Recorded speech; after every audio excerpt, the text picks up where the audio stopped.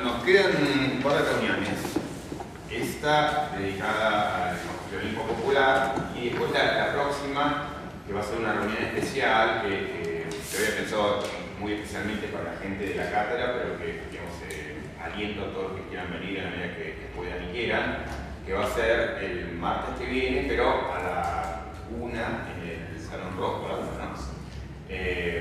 Y ahí vamos a discutir Dworkin, tratando de ver un poquito la trayectoria de Dworkin. La motivación del encuentro va a ser repensar un poco el trabajo de Dworkin a lo largo de toda su vida, digamos, sobre todo porque pienso que, bueno, los que conocieron Dworkin en la Facultad de Derecho, muchos de nosotros que enseñamos Dworkin, a veces enseñamos o vemos Dworkin muy vinculado con las primeras cosas que él escribió, dijo, y bueno, aun cuando él hizo un esfuerzo enorme por mantener consistencia, y yo creo que al final de su vida uno puede encontrar una gran consistencia con lo que decía en un momento y en otro, pero también es cierto que hay variaciones que son importantes que tuvieron que ver con el modo que fue él reaccionando frente a lo que decían sus críticos, aun cuando no aparecía abiertamente como hipersensible, digamos, a las posiciones de sus críticos. Me gustaría después, si tuviéramos tiempo, de hacer alguna sesión más, que no está programada todavía, pero al calor de algunos debates que estamos haciendo en estos días, desde la semana pasada y va a haber varios en esta, sobre el trabajo de niños, o sea, hacer algo similar sobre el trabajo de niños, digamos, Silvina sé que también va desde la cátedra a tratar de hacer algo como puesta al día en relación con el trabajo de Hart. A mí me interesaba, digamos, si fuera posible ver esto de ver un poco la revisión de los trabajos de niño y ver la actualidad de los trabajos de niño y digamos, dado que él murió hace 20 años, que este año se cumplen los 20 años, ver qué es lo que quedó pendiente de esa agenda o qué cosas de lo que él dijo puede decirse hoy o puede repensarse hoy o qué mereceríamos decir a la luz de aquellas preocupaciones. Y la sesión de hoy va a estar dedicada a un tema que nos ha visitado varias veces en el seminario, que es el de constitucionalismo popular, a partir de un texto que por un lado es de un par de autores, Robert Postic y Riva Seeger, que son autores centrales en la corta tradición del constitucionalismo popular, pero que al mismo tiempo tiene una posición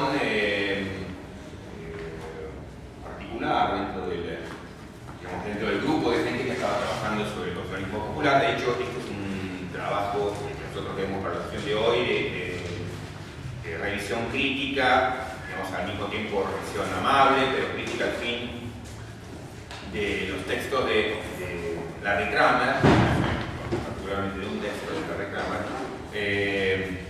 pero que muestra que el constitucionalismo popular agrupa una serie de gente que tiene al mismo tiempo una visión crítica sobre los modos en que se piensa el derecho en los Estados Unidos, también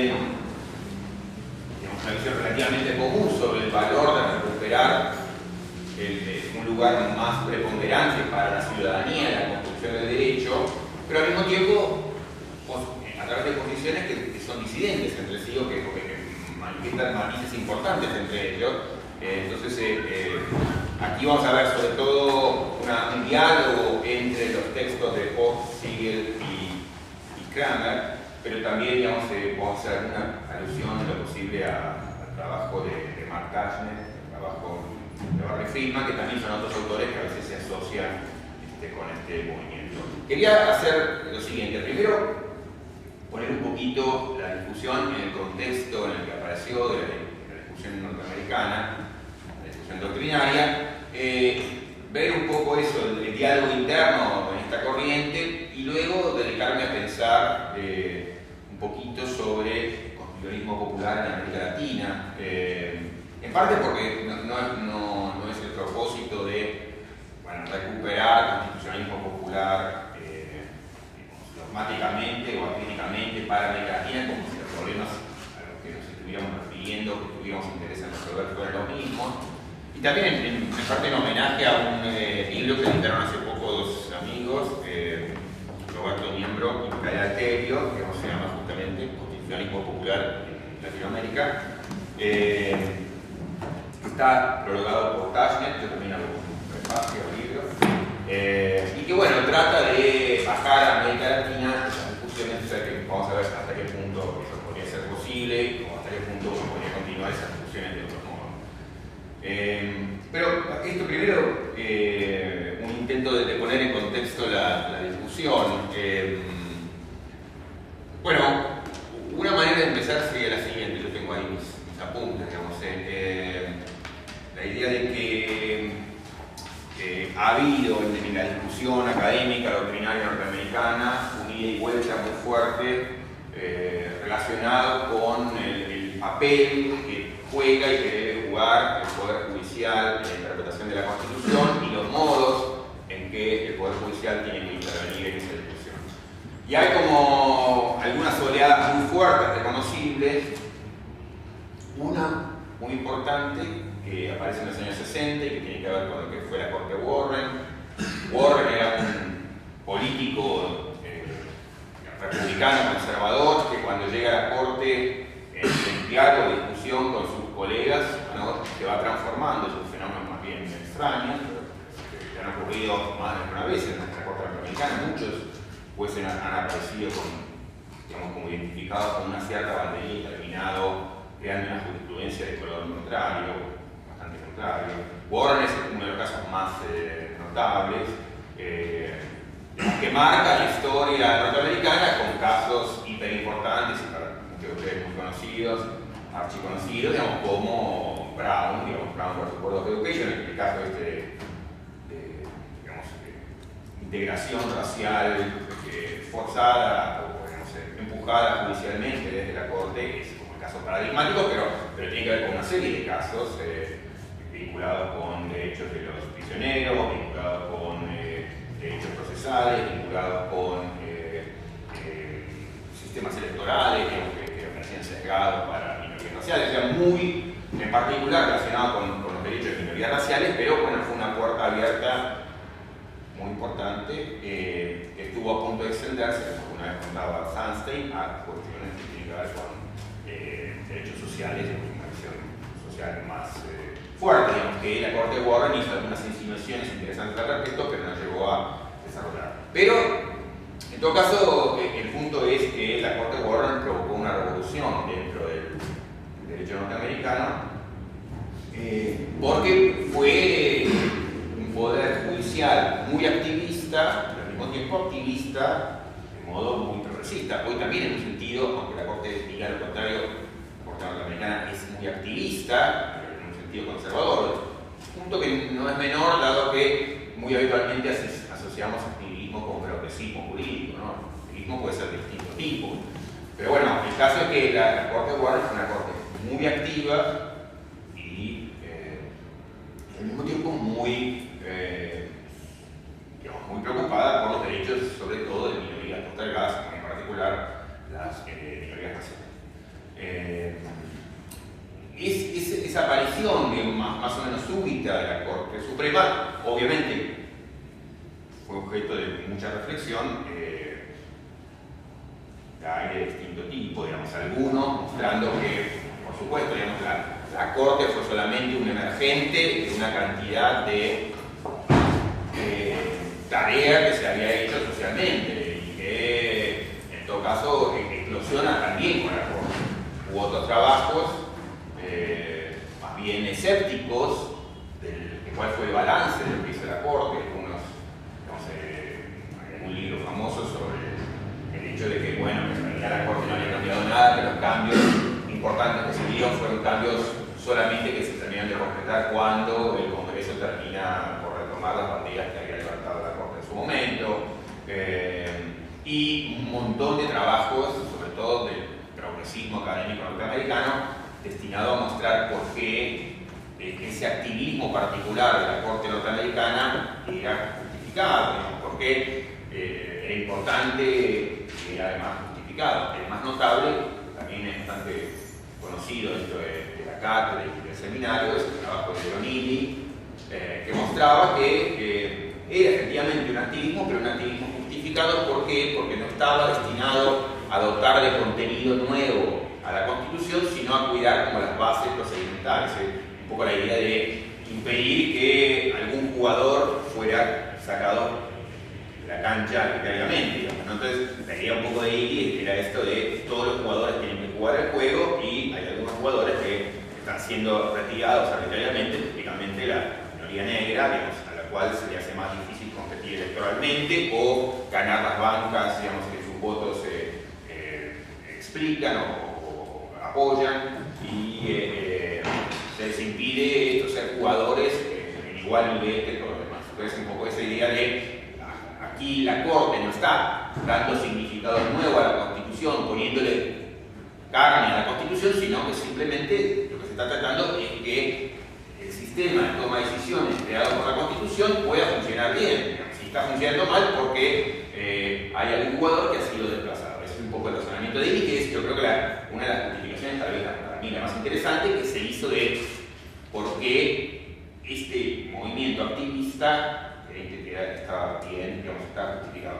Es importante lo que hizo Iggy, porque, digamos, en la historia misma de la Corte Norteamericana había habido, digamos así, activismo de distinto tipo.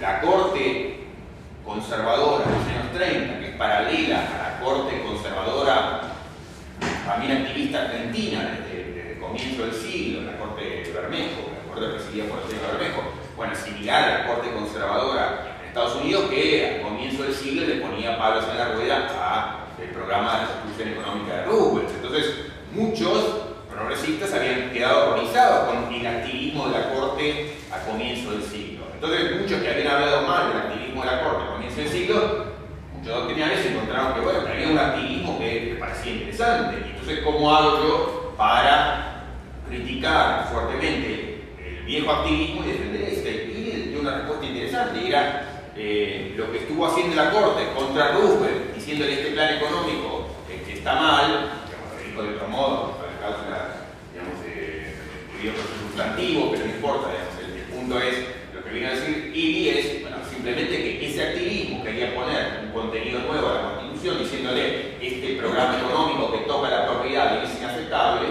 En cambio, este activismo de los años 60 es un activismo procedimental, lo que hace es cuidar que la gente pueda seguir decidiendo. Digamos, el otro le quería poner un contenido, no, lo que hace es decir, custodiamos las reglas del juego, es un tipo de activismo distinto y justificado.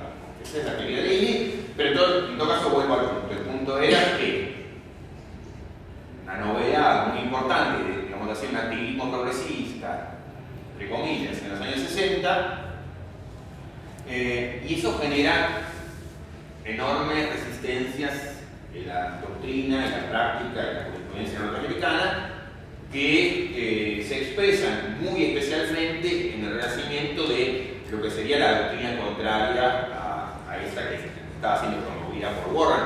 Muchos, digamos, veían la jurisprudencia de Warren asociada a lo que, bueno, en teoría interpretativa se llama el living constitucionalismo, digamos, mantener la Constitución viva. No es la interpretación de Iggy, pero digamos, el originalismo lo que viene a decir es, no, esa es una barbaridad lo que estuvo haciendo la Corte Warren, porque no hay que hacer decir a la Constitución lo que nos gustaría que diga, sino que hay que atarse al significado estricto original de la Constitución, y si no tenemos un significado que se revele en las palabras de la Constitución, bueno, tenemos que estudiar historia, tenemos que buscar en la fuente de la Constitución, pero no, digamos, hacer decir a la Constitución lo que nos gustaría que la Constitución. Entonces, hay esa pelea, que también es una pelea sobre doctrina interpretativa, entre el nuevo, digamos, tipo de activismo de la Corte de Warren y el originalismo, que quería como volver atrás el reloj y decir, no, acá este activismo es inaceptable, digamos, se le puso contenido nuevo a la Constitución, cosa que hay gente que es muy indigna. Pero digamos, está esa batalla entonces doctrinaria entre digamos, este tipo de activismo de la Corte de Warren y los originalistas. Bueno, un punto altísimo, tanto doctrinario, más que doctrinario, diría, en la práctica, en la jurisprudencia, de este originalismo, son dos jueces que hoy están formando parte del corazón de la Corte norteamericana, como Antonin Scalia y Clarence Thomas, digamos, ahora el grupo de los originalistas se amplió, pero estos son como los más, digamos así, doctrinarios o explícitamente originalistas. O sea que el originalismo tuvo no solo un revivir contra el progresismo de la corte Warren, sino que además es un revivir que llevó a ocupar un lugar centralísimo al punto de torcer la jurisprudencia de la corte, que pasó de, digamos, ese progresismo en los años 60 a un conservadurismo acentuado que llega a su punto más alto en estos años y que tuvo, digamos, un momento estelar, en un sentido, con lo que fue el periodo de la corte, lo que fue la corte Rehnquist, la corte presidida por Rehnquist. Bueno, la corte presidida por Rehnquist es actor importante en esta historia porque extrema, digamos, el conservadurismo de la corte y el conservadurismo interpretativo de la corte, hasta decir que, digamos, la versión más dura de la función de la corte, no solamente que el sentido de la Constitución tiene que estar atado al pasado, que llevó a una lectura muy conservadora del constitucionalismo, sino que además las otras ramas del poder tienen que estar excluidas porque la interpretación de la corte es excluyente, digamos, en el sentido de que los otros jugadores tienen que acatar simplemente lo que viene a decir la corte. Y eso es lo que genera esta reacción muy fuerte que doctrinariamente expresa el constitucionalismo popular. O sea que en ese sentido la historia, digamos así como en los grandes rasgos, es la historia del activismo de la corte Warren, conservadurismo doctrinario y jurisprudencial, y reacción frente a los extremos de este conservadurismo.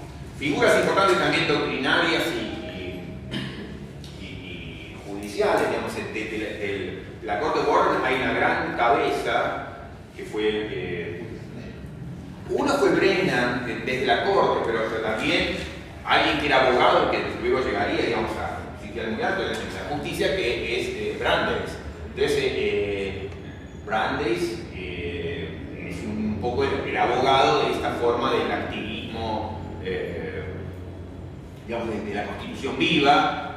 Así como hay una contrafigura de él, que es un doctrinario que fue muy influyente en Argentina también, en los años 70, que era Raoul Berger, y él escribió un famoso libro, Government by the Judiciary, que, digamos, acusaba, de algún modo ponía en tela de juicio lo hecho por la corte Warren en los años 60. Entonces también, digamos, es como contrafigura teórica muy importante. Scalia mismo, digamos, como juez y como doctrinario, fue influyente en estas discusiones. Dworkin, por ejemplo, fue teóricamente un rival de Scalia. El constitucionalismo popular, yo creo que reacciona muy en particular frente a esta versión extrema del accionar de la corte que representó la corte Rehnquist, que fue la corte de los Rehnquist, se fue hace poco tiempo, la corte representó ese punto muy alto de conservadurismo metido en el centro y además reclamando exclusividad en la interpretación de la Constitución. Bueno, entonces ese es un poco el lugar donde está ubicado el constitucionalismo popular. Sale a pelear en esa disputa acerca del lugar de la corte y el lugar del pueblo. Esto, digamos, también tiene que ver con cosas que estuvimos discutiendo nosotros acá hace 2 semanas cuando hablamos justamente de esto del lugar del pueblo en la Constitución, cómo recuperar el lugar del pueblo en la Constitución. Bueno, esta discusión que hay del constitucionalismo popular tiene mucho que ver con eso. Ahora, digamos, y acá estamos viendo algo que me interesaba marcar, es obvio, pero me interesaba marcar, en cuanto a lo que pueden ser diferencias entre Argentina o Latinoamérica y Estados Unidos, y es que en Estados Unidos hay esta centralidad muy fuerte de la disputa en torno al lugar de la corte. Y entonces, bueno, ahí, digamos, hay algo que es muy especial del constitucionalismo norteamericano, que es relevante, yo diría, al constitucionalismo latinoamericano, pero que es muy particular de los Estados Unidos, sobre todo por ese especial protagonismo que juega la justicia por distintas razones en la vida pública. Hay mucha expectativa sobre lo que dice y no dice la Corte, que se refleja desde las nominaciones de la Corte, digamos, que son objeto de atención pública extraordinaria, hasta, digamos, los distintos casos que van apareciendo. Ahora, también vemos hoy en Argentina que lo que dice la Corte, por distintas razones también, aparece teniendo como generando una atención especial en muchos casos. Pero bueno, digamos, está claro que hay una centralidad, digamos, de la Corte en los Estados Unidos que es muy peculiar y que ha generado, digamos, y que explica también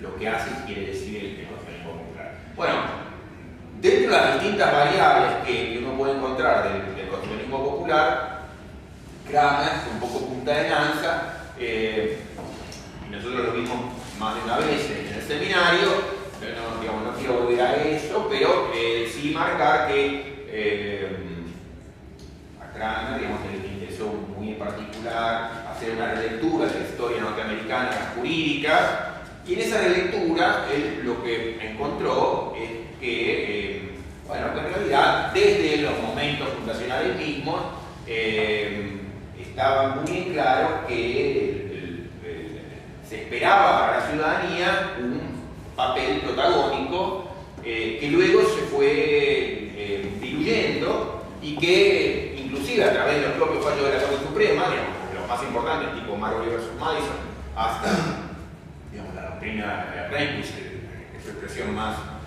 dura, bueno, ese papel había ido desdibujándose al punto que la doctrina termina por suscribir en su reconstrucción histórica esa idea en donde aparece como un gran protagonista de la vida pública la justicia, la Corte y mucho menos la ciudadanía. Se espera que haga menos la ciudadanía hace menos en los hechos, pero también porque institucionalmente se le reserva un lugar cada vez más opaco y se le hace más difícil, digamos, intervenir en la vida pública por vías institucionales. Entonces, Kramer lo que dice, no, mire, desde el minuto uno la idea era otra. Y eso, que a nosotros a lo mejor hoy acá nos interesa menos, es especialmente relevante, en el contexto norteamericano porque, digamos, la Corte, los tribunales, la doctrina hacen permanente referencia a la historia constitucional y están viendo, digamos, están en esa batalla de cómo se lee la historia constitucional. Entonces, los grandes padres fundadores, las acciones y los documentos del periodo fundacional, digamos, son puntos de referencia permanente cuando uno toma una decisión jurídica o cuando uno alega o cuando la Corte dice algo. Entonces, hay esa batalla por cómo se lee la historia, ¿no? Nosotros de otros modos también lo tenemos, pero no tanto eso relacionado con la Corte. Pero bueno, digamos, entonces Kramer salió a disputar esa pelea, sobre todo en este libro, digamos, sobre el lugar de people themselves, digamos, sobre el pueblo por sí mismo. Entonces, ahí es un libro sobre todo de reconstrucción histórica. La historia es otra. Pero ese mensaje, la historia es otra, viene muy cargado, primero porque está peleando el terreno que es un terreno muy caliente en el debate jurídico norteamericano, pero además porque tiene una posición que digamos, nadie había suscrito tan abiertamente como él, que tiene que ver con esta centralidad. Entonces, lo de él es por un lado descriptivo y al mismo tiempo normativo. Esto era así, el pueblo se esperaba que tuviera y tenía en su primer momento un lugar más destacado en la vida pública y en la interpretación constitucional, y hoy eso se ha ido perdiendo. En ese sentido, descriptivo, normativo. Bueno, descriptivo y normativo por decir, esto debe ser así, ¿no? No solamente es esto era así, sino además hay un valor en que sea así, es valioso que sea así. No, y recuperaba la idea esta de también a veces vimos en el seminario, que era la lectura que se llama a veces departamentalista de la interpretación constitucional, y esto es que los distintos departamentos, las distintas ramas de gobierno tienen deben tener un papel equivalente en la interpretación y discusión constitucional. Esto, digamos, esta lectura departamentalista, es una lectura que también Fossi sigue discute, porque ellos no están tan contentos con esa lectura que hace Kramer. Kramer es, no sé, vamos a decir así, un poco más a la izquierda dentro del movimiento del constitucionalismo popular, ¿no? Kramer es de los que más reivindica esta idea, y era una idea, digamos, que era una idea jeffersoniana.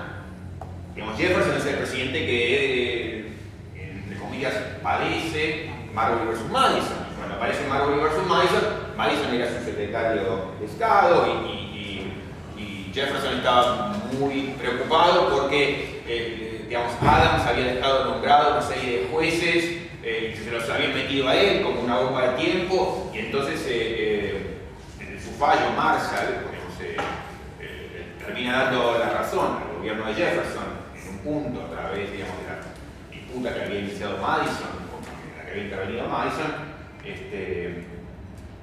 contra este juez que quería que le confirmara su nombramiento, que era Marbury, pero de algún modo le da por ganada la batalla, pero por perdida la guerra a Jefferson, porque Marbury versus Madison instala la idea de este papel central de los jueces en la interpretación constitucional frente y sobre las otras ramas de poder, y eso es lo que Jefferson ve enseguida y no quiere, y dice, no, mire, empieza a defender esto que se va a llamar una lectura departamentalista. Yo tengo el mismo derecho de leer la Constitución, de interpretarla, que los jueces, entonces que no me vengan a decir que yo me tengo que someter a esa lectura de acá para adelante, porque eso no lo dice la Constitución, y por el contrario, la idea es que todas las ramas del gobierno están en igualdad de situación.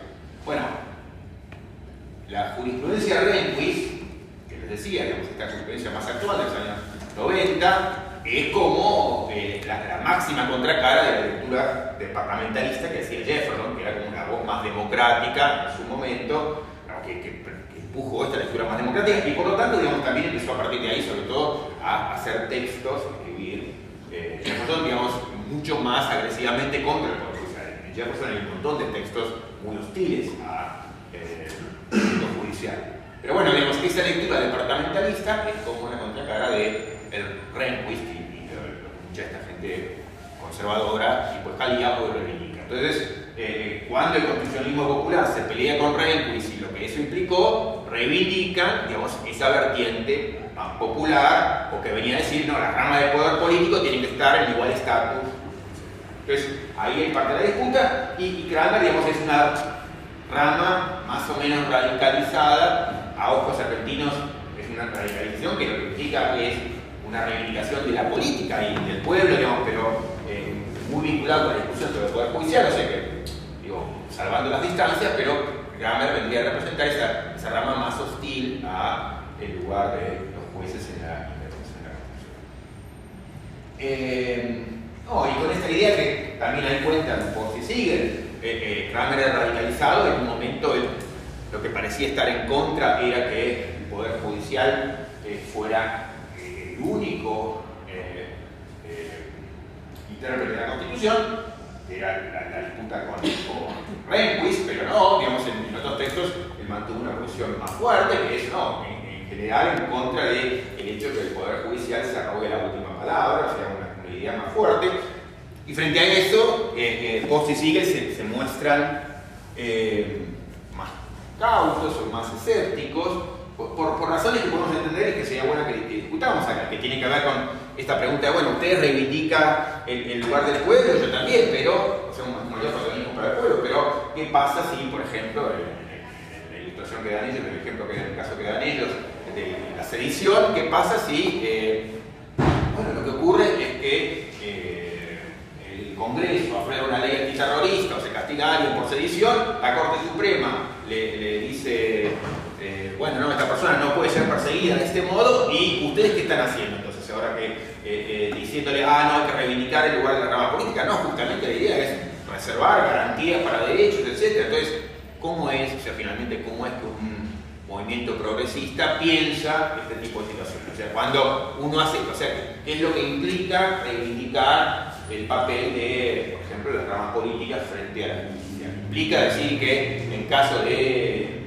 digamos, pérdida de libertades, o sea, algo tan importante en Estados Unidos post 11 de septiembre o en Argentina por distintas razones, digamos, ¿qué es lo que hacemos frente a decisiones de la justicia contra el poder político? ¿En dónde nos situamos si es que queremos reivindicar el papel del pueblo? Entonces, ahí hay una pregunta que es relevante, digamos, que que hacen Posse y Siegel desde una posición de amistad personal y simpatía con el trabajo de Kraka. Hay todo, digamos, muchos de estos constitucionalistas populares son más o menos de la misma generación. Todos tienden a ser así como muy sensibles al papel de los movimientos sociales en política, sobre eso también quería decir alguna cosita más. Y varios de ellos están en la misma universidad, en Yale, como Robert Posse y Siegel, que son pareja, y Jack Balkin, por ejemplo. Digamos, es un grupo de gente que han estado trabajando juntos. Muchos de ellos aparecen también en este libro que acá también comentamos y tratamos de reproducir, que es la Constitución 2020. Digamos, ahí se juntan varios como progresistas de la doctrina liberal, demócrata, norteamericana.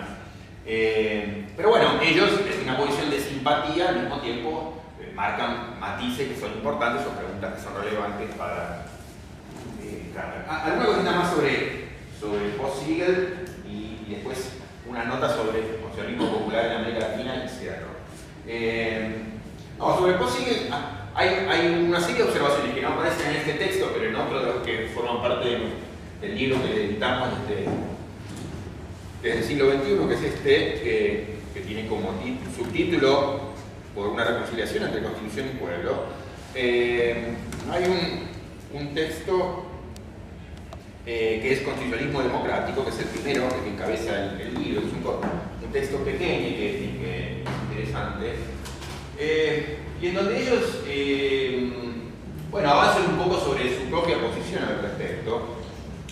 Que por un lado, digamos, no es crítica como es crítica de Kramer frente al control judicial, pero ellos tienen una sensibilidad muy similar a la de Kramer en esto que les decía. Digamos, por un lado, reconocer que, sobre todo desde Rehnquist, la Corte pasó a pretender un lugar excluyente que es inaceptable, y por otro lado también esta sensibilidad especial sobre la relación pueblo-justicia y el papel de los movimientos sociales en la construcción del derecho. Yo creo, y esta cuestión generacional que yo les decía, que tiene que ver con lo que los liberals, los demócratas, los progresistas, doctrinarios jurídicos norteamericanos estuvieron reconociendo en estos últimos años, digamos, hay algunos hechos, uno muy importante empujado por movimientos sociales y ejemplificado de modo más notable por el movimiento feminista. Yo creo que están muy marcados por eso, así como me parece a mí la generación un poquito anterior, como la de Owen Fisk, está muy marcado su doctrina por Brown vs. Board of Education y la Corte Warren. Entonces yo creo que cuando uno lee hoy a Fisk sigue viendo los ecos de su reivindicación de un rol muy fuerte de los jueces, un rol progresista muy fuerte, muy activista progresista, digamos, de los jueces, ejemplificado de modo paradigmático en Brown vs. Board of Education y la Corte Warren, o sea, esa corte de integración. Entonces, gente como Fish lo que quiere es radicalizar esa vieja corte que se murió, pero entonces volver a eso y radicalizarlo, digamos, entonces, por eso sus escritos sobre derechos de grupos, o sea, cosa que a los juristas, sobre todo a los juristas del origen liberal, empezaba a decir. Entonces, esas reivindicaciones que hizo Fish, gente como Fish, sobre el tema de derechos de grupos, fue muy importante. Y me parece que esta generación, que es, digamos, en edad no es que se diferencia mucho, pero uno puede reconocer una sensibilidad distinta como posterior, ya no es tanto el apego a la Corte Warren y lo que eso implicó, sino el apego a, digamos, porque ya empezaba a haber desilusiones sobre la Corte cuando Warren, digamos, la Corte Warren pierde centralidad. Entonces, así mismo la Corte empieza a conservadurizarse y esta gente, con esa sensibilidades más bien progresistas, digamos, sobre el derecho, lo que empieza a ver es que hay movimientos sociales por fuera, digamos, del mundo del derecho, que impugnan el derecho y cuestionan, digamos, las doctrinas dominantes, y entonces empiezan a jugar un papel determinante sobre el derecho, influyente dentro del derecho, pero desde fuera. Y eso es, entonces, en la reivindicación de Posse-Siegel no está tanto la crítica a tema judicial, control judicial, papel, sino en todo caso a la reivindicación de este activismo de los movimientos sociales que los jueces deberían saber darle mayor cabida. Pero entonces hay esa división entre lo que podría pensar Kramer y lo que podría pensar Posse-Siegel, Balkin, digamos, porque en ellos, digamos, la sensibilidad popular se traduce sobre todo en esto de tienen y merecen jugar y están jugando un rol más importante en los movimientos sociales, y la disputa pasa por ahí. Entonces, que el derecho sepa reconocer ese diálogo que se está dando en los hechos, digamos, de gente disputando el sentido del derecho. Ahí hay un autor que acá que lo tenemos a Ramiro, digamos, a lo mejor nos puede iluminar, que es Robert Cover, que a lo mejor te pedimos que nos diga dos palabras sobre Cover, digamos, pero que en mucha de esta gente, Cover, ¿cuántos años habrá vivido? ¿40? 43, digamos, que vivió pocos años, pero que marcó mucho el derecho sobre este tema de la disputa sobre el nomos del derecho, ¿no? Sobre el significado del derecho y cómo esto, digamos, desde fuera de las instituciones jurídicas había una disputa sobre el sentido del derecho, y me parece que, digamos, ahora le voy a pedir clarificaciones a Ramiro, pero me parece que en gente como Posisil está esta reivindicación de hecho explícita en ese primer capítulo que les mencionaba, del trabajo de Robert Cover y el lugar de los movimientos sociales en la reflexión sobre el derecho. Entonces, en ellos está esta idea de, o sea, un punto que me pareció interesante lo que decía en este primer capítulo Posisil, digamos.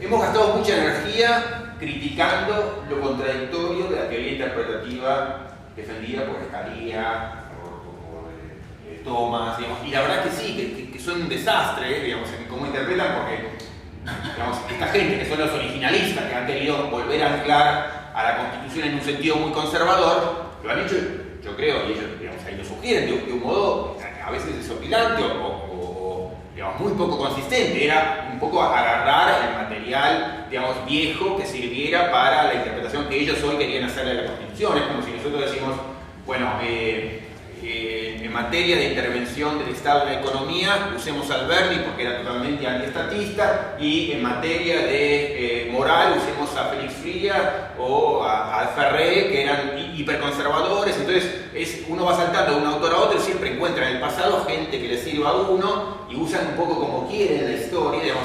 Entonces, pero lo que dicen Postisil es no gastar las energías, digamos, en esa disputa de, fíjense cuán incoherente han sido, sino que la disputa tiene que estar en otro lugar, que es un poco como lo podía pensar Cover, digamos, y que es prestarle atención a cómo distintos movimientos sociales han estado disputando el sentido del derecho.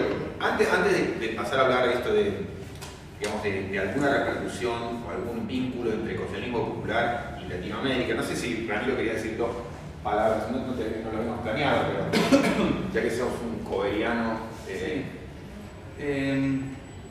Sí, creo que ellos toman mucho un texto de Cover, que es de 1983, que es Nomos y Narrativa, tiene su edición en español, Fediza. Y ese texto me parece que a ellos les sirve para entender el derecho del otro lado. O sea, empezar a mirarlo un poco por afuera de las instituciones estatales, e incluso, tal vez yo plantearía una crítica al constitucionalismo democrático, al popular, fundamentalmente al democrático por su excesivo foco a veces en eso, pero ciertamente quieren reivindicar el rol de los movimientos sociales en la construcción del significado jurídico.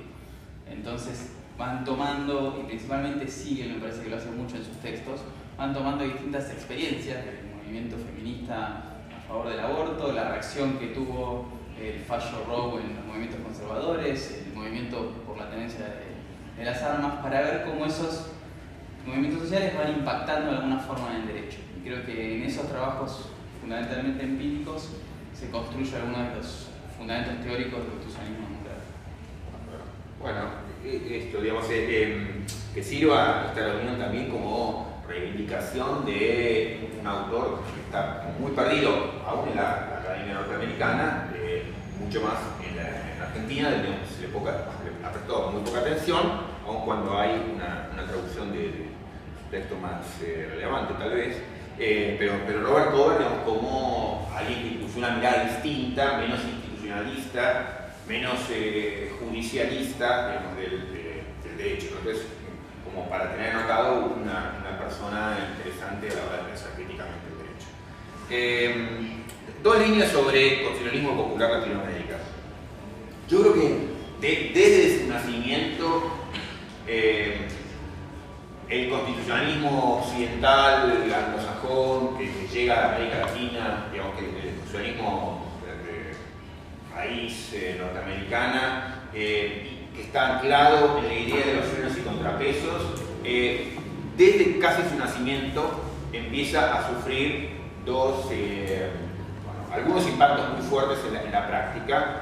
Uno es el que acabamos de ver, que acabamos de mencionar en los Estados Unidos, que es cómo se le agranda un brazo, ¿no? Como brazo de tenista al constitucionalismo, que es el Poder Judicial, y cómo pasa a ocupar cada vez más un lugar muy central, autoarrogándose la última palabra y, digamos, renquis, excluyente además, o sea, acá que nadie se meta, esto es solamente terreno mío. Entonces, esa sobredimensión del Poder Judicial, que de un modo u otro también pasó en América Latina, también claramente pasó en Argentina, o sea que también la Corte se arroga la última palabra, es una primera distorsión.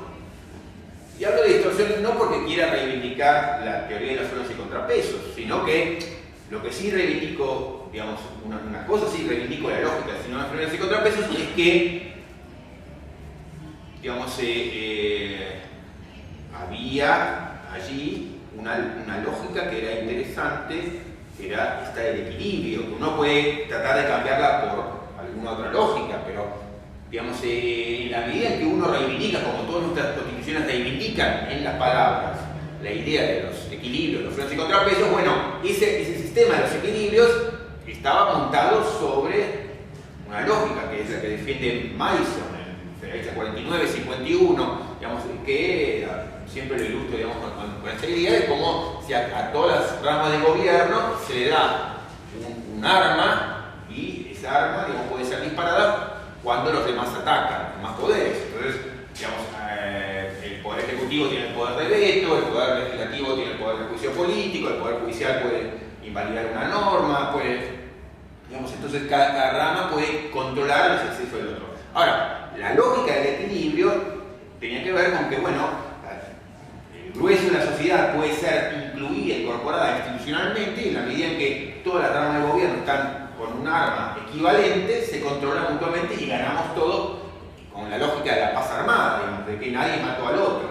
Entonces, estamos todos obligados a negociar con el otro. Esa es un poco la lógica. Puede ser una lógica que no nos guste, y a mí en particular, digamos, me parece criticable por muchas razones, pero hay un punto en esa lógica. Ahora, lo que hoy me parece que está ocurriendo es que se reivindica en las palabras, en los textos, esa lógica, pero la práctica ha ido distorsionándola. ¿De qué modo? Por ejemplo, en el caso de los Estados Unidos, pero eso se ha reproducido en América Latina, el Poder Judicial apareció siendo un jugador especialmente importante, ganó herramientas, digamos, muy importantes. Y en el caso de América Latina, a eso se le agregó, digamos, una distorsión todavía más fuerte, también desde el minuto uno del nacimiento del constitucionalismo latinoamericano, claramente en el argentino, que es el Poder Ejecutivo, digamos, que también pasó a ganar un poder excepcional. Entonces, hay como dos grandes distorsiones.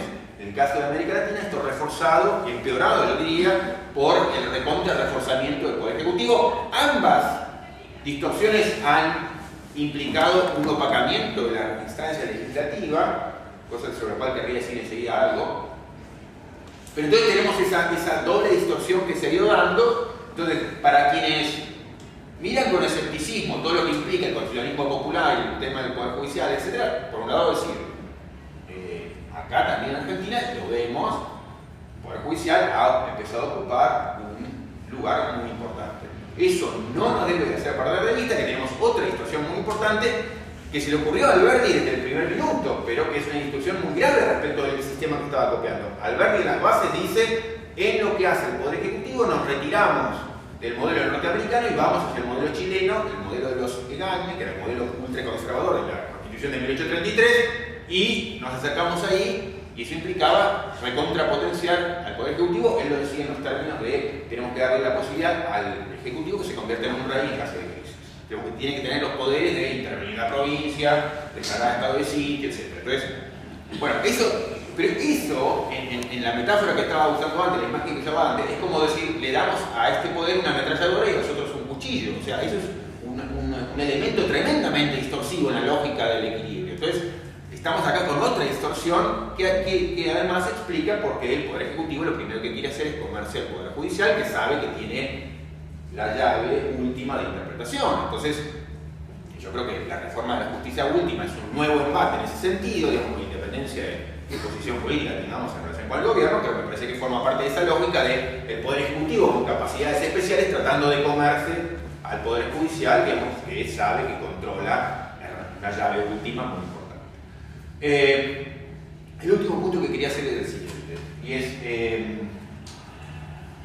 en el contexto de este opacamiento de las instituciones políticas, sobre todo del Congreso, y en el contexto del vaciamiento de sentido de muchas de nuestras instituciones, acá en Argentina o en Estados Unidos y en el resto de América Latina, digamos, dadas las enormes dificultades que tenemos para controlar a nuestros representantes, sobre todo en el contexto de gobiernos que se han personalizado y que tienen poderes extraordinarios que no podemos controlar nosotros como ciudadanos de ningún modo, uno merece repensar cuál es la respuesta institucional o la respuesta que quiere dar frente a este hecho de, digamos así, como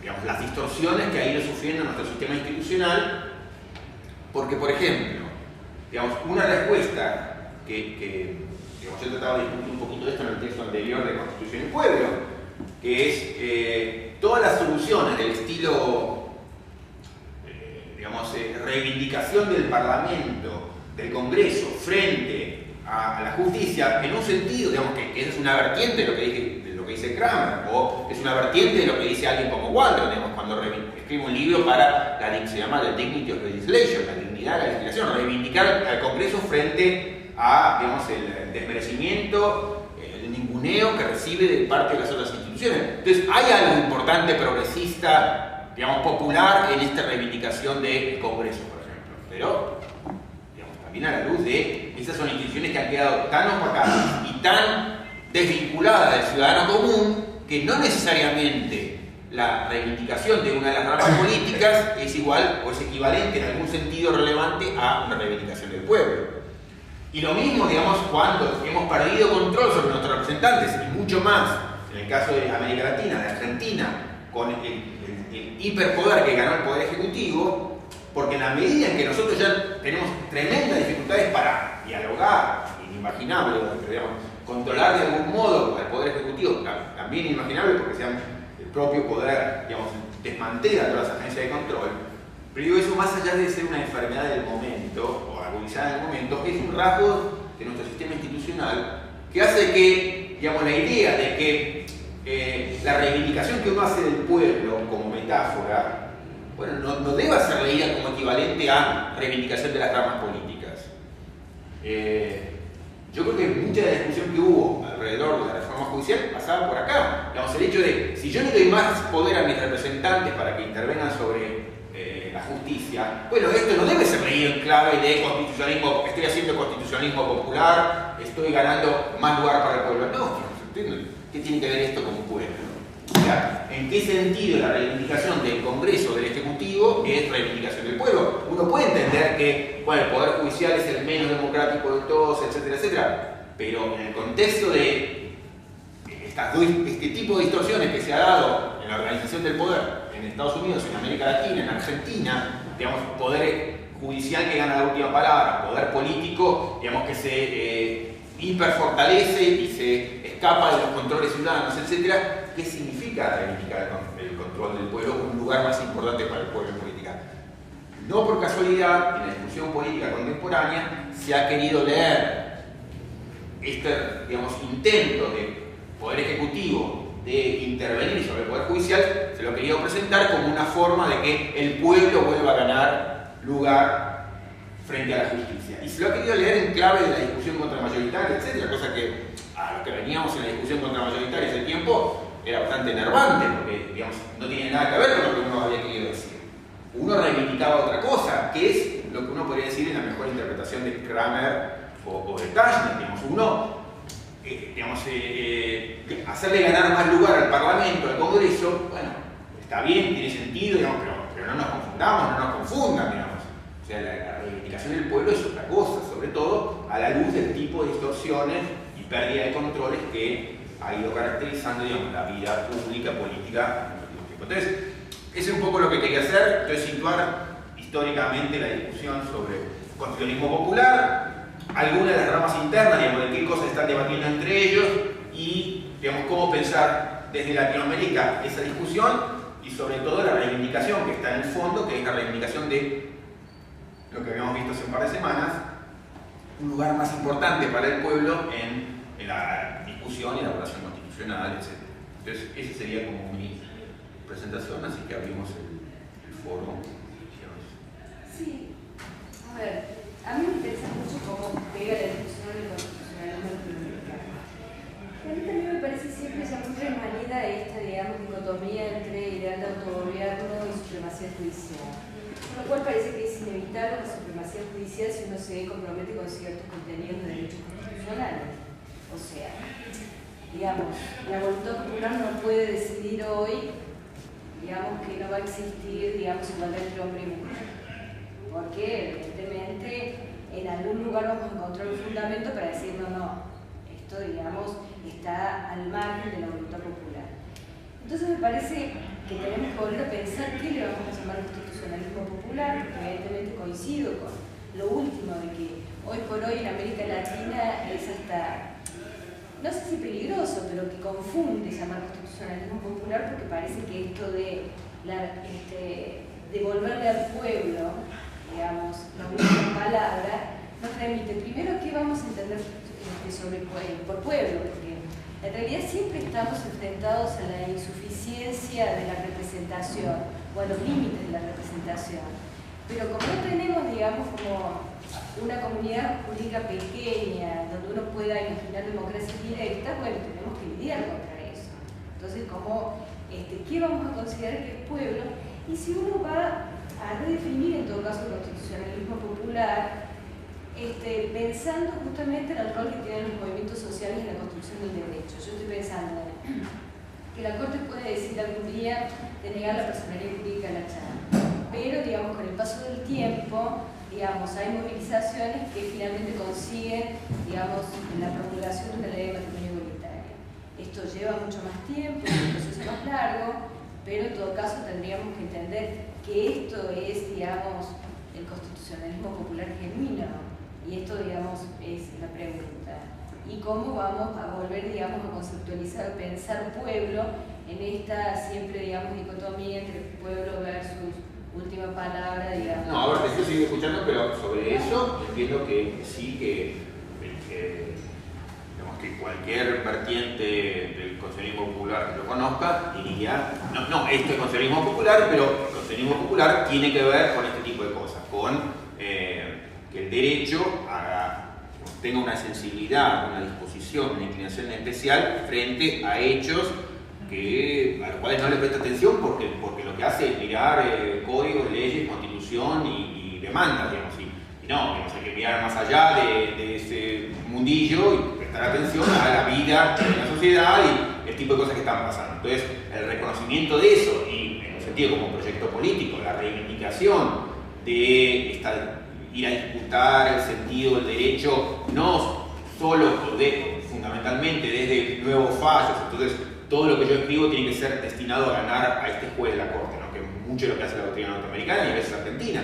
Entonces, todo lo que nos interesa es ir a ganarle la opinión a un juez o a dos jueces, a ver cómo hoy convencemos a Zaffaroni que diga tal o cual cosa sobre ley de medios, etc. Bueno, es decir, no, mire, la pelea y la energía constitucional merece estar puesta, digamos, también, o a lo mejor centralmente, en otros lugares, digamos, esto, lo que fue en su momento, quienes leí, digamos, el propio Ramírez, digamos, a veces cuando en las discusiones que él ha hecho sobre la ley de medios, era, bueno, reivindicar los modos en que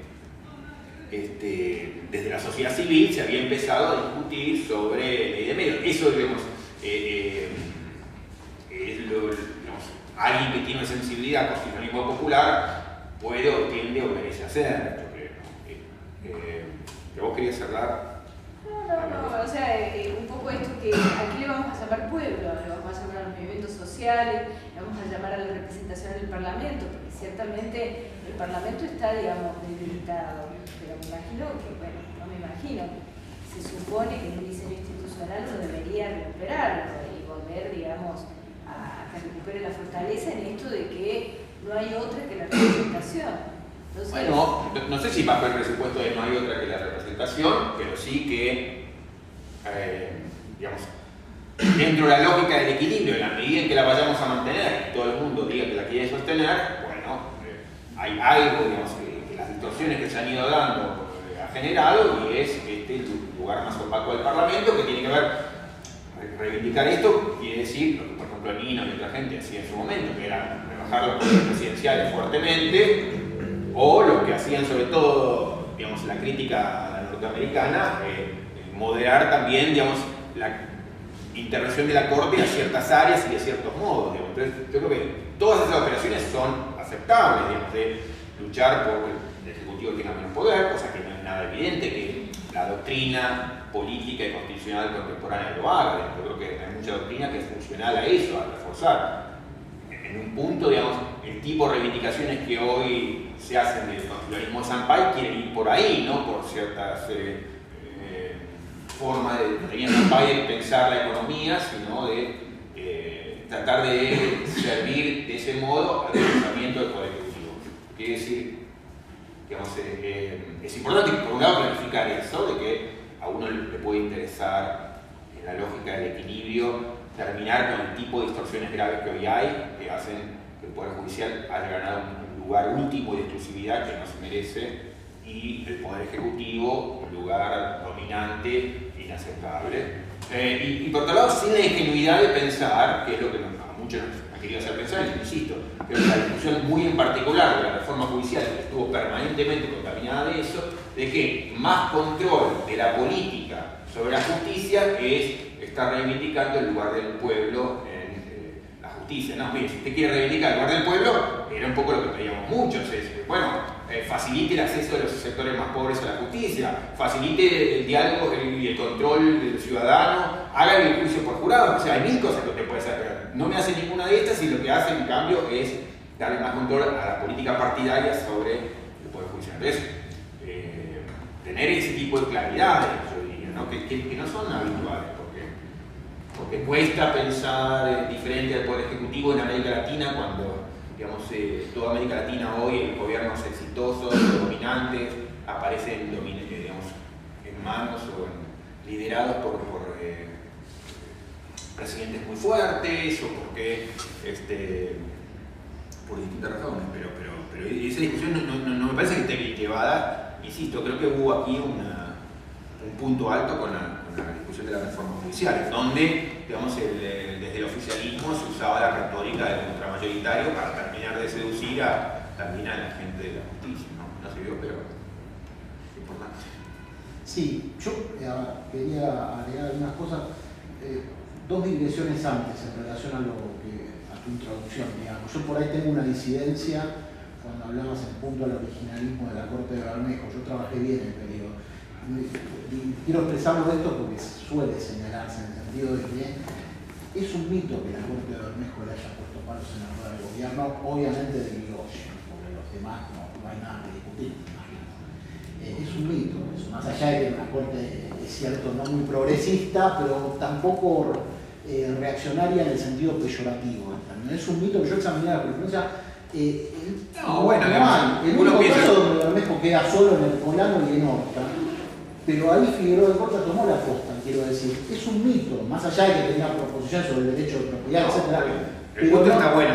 Simplemente digo lo siguiente, que me interesaba poner, creo que digamos, se lo puede poner legítimamente, a Bermejo como un representante de originalismo conservador que iba a buscar en la Constitución, en las discusiones constitucionales argentinas, argumentos, por ejemplo, del librecambismo alberdiano, para decir este tipo de intervencionismo es inaceptable. Pero eso es un paralelo a lo que se da en el mundo. Ahí es una discusión que te sale un punto para discutir, que más allá de que uno pueda coincidir o no, yo no sé si Bermejo estaba tan equivocado en ese aspecto, porque la Constitución tiene, yo diría, un techo ideológico.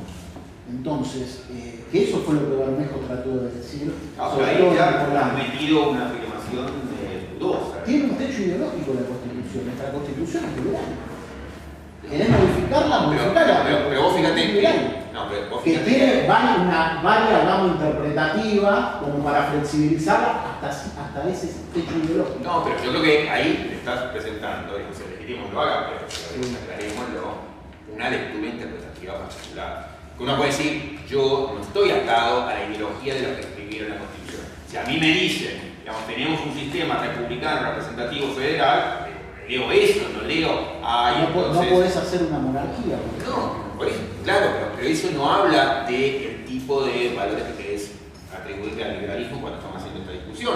Uno puede decir, por el contrario, la Constitución argentina, del tipo de modificaciones que ha sufrido, digamos, tiene un componente social, democrático, participativo, digamos, consumidores, acciones afirmativas, plebiscitos, que de ningún modo casan con lo que era en su momento originario el liberalismo alberdiano. Por eso digo, vos ahí estás presentando que es lo que no, hace no una interpretación particular. Está bien, pero yo ahí no creo, más allá de que evidentemente con la reforma, sobre todo con la del 94, creo que ha habido un tamiz, pero no creo que se haya borrado el núcleo duro en ese aspecto. No, ahora, si me decís, por una cuestión de honestidad intelectual te lo digo también, si me decís la del 49 no hay nada que discutir, me parece, en ese aspecto, pero entonces, ese es el punto, me parece. No, pero ahí está parte de la batalla, digamos, de la disputa, que es, yo para hacer una interpretación adecuada de la Constitución del 94,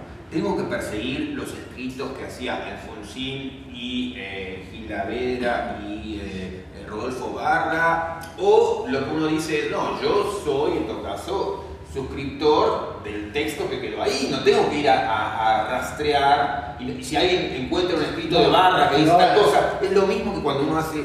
Está bien, pero en el caso de Bermejo, no lo hacía por una cuestión que, creo yo, de solamente de trabajo jurídico, sino que él ponía eso por una convicción ideológica también. No vamos a negar que fuese una ideología, obviamente, pero en relación a... Pero pueden tener religión también. ¿Cómo?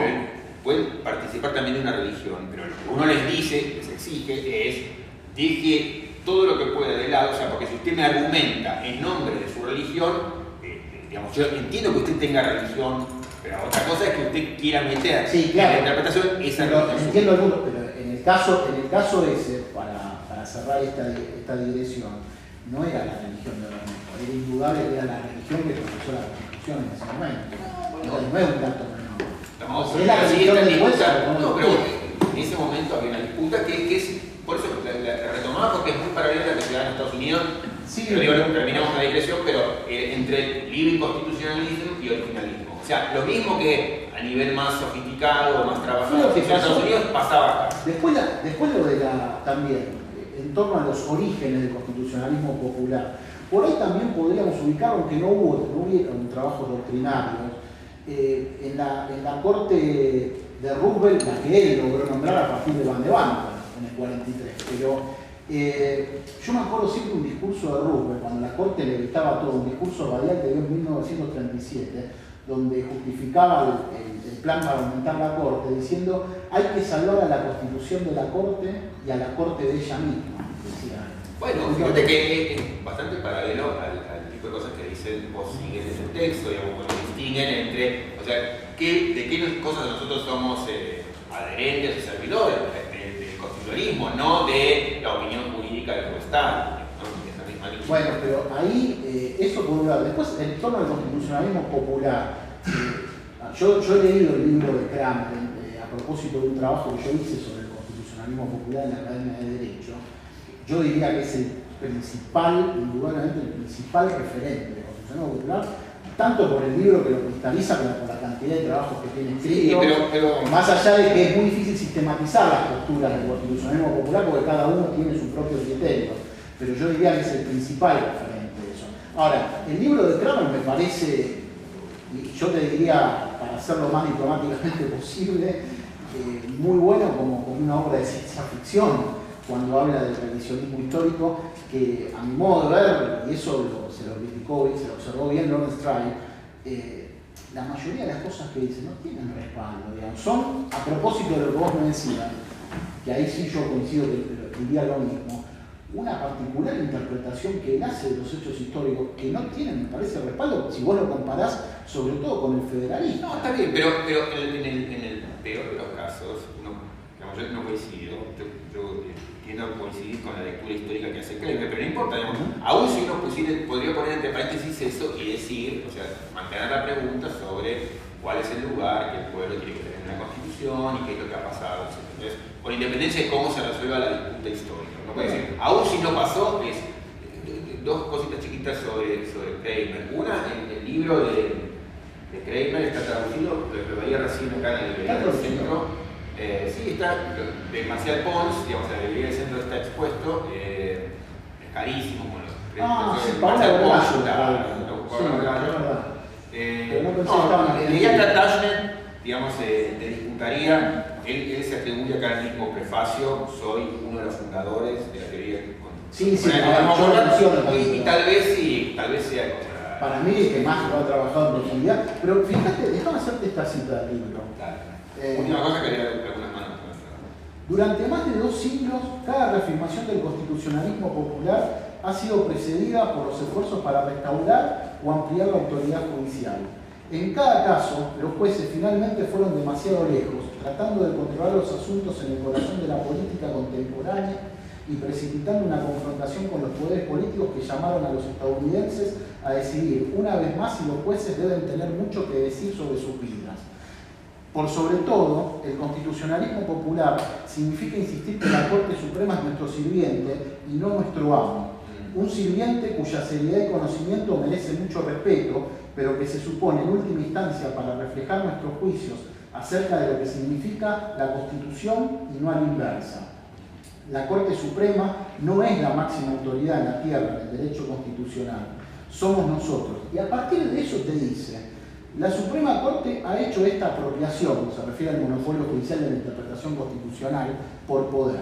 La pregunta es, ¿vamos a dejar que se salgan con la suya? ¿Qué es lo que hicieron las generaciones anteriores? ¿Qué hicieron Jefferson, Jackson, Lincoln, el Congreso de la Reconstrucción y Roosevelt? Y dice, la Constitución deja un sinnúmero de respuestas políticas ante una Corte demasiado ambiciosa. Sus jueces pueden ser sometidos a juicio político. El presupuesto de la Corte puede ser reducido. El presidente puede ignorar sus decisiones. No, pero está bien, pero lo que yo retomaría es lo siguiente, que es, hay esta idea de que anti-Rehnquist, digamos, de la Corte, que es algo que yo diría la mayoría de la doctrina comparte, ahí hay una anomalía, digamos, esta pretensión no solamente la última palabra, sino la palabra excluyente. Entonces uno puede decir, bueno, el recetario de soluciones que propone Kramer, me gusta menos, me llama menos, me parece ridículo, me parece inaceptable, pero en todo caso leámoslo a su mejor luz. Bueno, que es viene la frase de uno solo y sus circunstancias también, ¿no? No, pero por eso, ¿qué hacemos nosotros? A veces no dice. No se puede, me parece. ¿Qué hacemos nosotros frente a ese problema que tenemos, que podemos reconocer? Bueno, pero había dos o tres manos levantadas, 1, 2, 3, 4. Hacemos preguntas cortas, pues se nos está yendo el tiempo y empezamos a hablar. Bueno, yo en particular quiero decir que prefiero esta supremacía constitucional dado a varios ejemplos que he visto en el país. Por ejemplo, el sexenio pasado metieron a una francesa, se le violaron todos los derechos humanos, pero esta francesa está vinculada a la materia de secuestro. Entonces, cuando la Suprema Corte Mexicana da el fallo de que tiene que salir, estas organizaciones, bueno, la mayoría de los ciudadanos están haciendo totalmente, es que cómo puede ser que la hayan liberado si fue una secuestradora, pero le violaron todos los derechos constitucionales. Así que yo acabo. No, lo que quiero decir, Roberto, es que puedes mencionar 10 ejemplos. Pero uno puede ponerte 20 enfrente de cualquier tipo. Uno puede decir, bueno, cuando la Corte reconoció la esclavitud o avaló la esclavitud. Perdón. Sí. A lo que voy, o sea, para entender, por ejemplo, el discurso público es necesario implementar la cultura constitucional, la cultura jurídica. Si no, ¿cómo vamos? Si implementamos en la sociedad el discurso de la cultura jurídica o la cultura constitucional, en la vertiente de constitucionalismo popular y supremacía, van a chocar. Bueno, es mi comentario. No, simplemente que mi punto es. No, pero piénsalo, digamos, particularmente en el contexto mexicano, donde históricamente la Corte ha estado muy cerca del Poder Ejecutivo. O sea, donde esas dos distorsiones de las que hablábamos han estado muy presentes. Yo no sé si es el mejor contexto para pensar una reivindicación o sea, porque México, como en Argentina, digamos, en un punto, es de los países de América Latina que más ha sido víctima de estas distorsiones, que en todo caso muestran un malestar de nuestro constitucionalismo. Entonces, yo creo que en nuestros dos contextos hay que pensar especialmente, más bien, digamos, ¿no? ¿Cómo salimos de esto? Porque, digamos, mucho de lo que tenemos es muestra del peor escenario posible, o sea, de un poder ejecutivo muy fuerte que le ha ganado pulseadas a la Corte sistemáticamente y en muchos casos dejándola, digamos, dominada. Entonces, bueno, pondría el interrogante, digamos, aprovecharía esta pregunta para poner el interrogante. Cortito ambos. Sí. Mi pregunta era que, siguiendo con la analogía más o menos, que era de jugadores jugando un juego y en los cuales dos se disputaban cuál tenía mayor autoridad para interpretar las reglas, ¿no? El poder judicial y el poder ejecutivo. Y también teniendo en cuenta que el tercer poder, el poder legislativo, sería en el que, a pesar de la crisis de representatividad, se encuentran mejor representados el pueblo. ¿Qué pasaría? ¿No sería acaso una solución, una alternativa, en vez de que el poder legislativo, que se vio, como bien se dijo, apartado de este juego, que pasó a ser una pulseada, por si estábamos observando, qué pasaría si el poder legislativo cambiara las reglas de este juego? Porque es el único de los tres poderes que puede. O sea, no sería una solución dejar de pelear los poderes, que se dejan de pelear la ley, interpreta la Constitución y el poder legislativo toma el arma más grande que tiene el juego. Y no, pero lo que pasa es que justamente por el hecho de que quedó con, en la metáfora que yo usaba en la imagen, con un cuchillito de madera, digamos, frente a la ametralladora que tiene el Poder Ejecutivo, lo que tiende a pasar es lo que uno ve en Estados Unidos y en Argentina, o que hay un bloqueo, digamos, de los distintos partidos dentro del Parlamento, o cuando el Ejecutivo gana mayoría, es la tiranía del Ejecutivo. Entonces, el Poder Legislativo puede querer la iniciativa